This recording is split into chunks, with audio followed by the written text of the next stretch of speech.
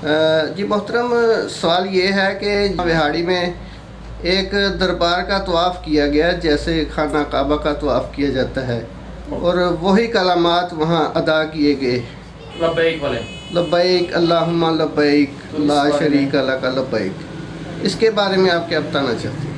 الحمدللہ رب العالمین والصلاة والسلام علی اشرف الانبیاء والمرسلین وعلی آلہ وصحبہ اجمعین، اما بعد۔ یہ جو طواف کے حوالے سے آپ نے ذکر کیا ہے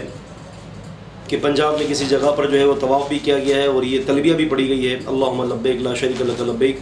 تو بھائی یہ زبردست قسم کا شرک اور کفر ہے۔ اس کی وجہ یہ ہے کہ عبادت جو ہوتی ہے، طواف ایک عبادت ہے،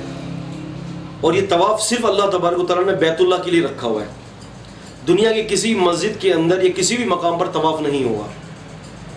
تو جو شخص جو ہے وہ بیت اللہ کے علاوہ کہیں اور طواف کرتا ہے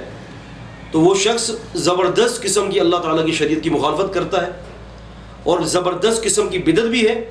اور یہ زبردست قسم کے جو ہے یہ سمجھ لے کبیرہ گناہ ہے۔ اگر وہ وہاں پر طواف اللہ کے لیے کر رہا ہے اور مسجد کا چکر لگا رہا ہے اللہ کی رضا کے لیے، تو وہ شخص بدعتی ہے، کبیرہ گناہ کا ارتکاب کر رہا ہے، رسول اللہ صلی اللہ علیہ وسلم کے دین کے مخالف ہے۔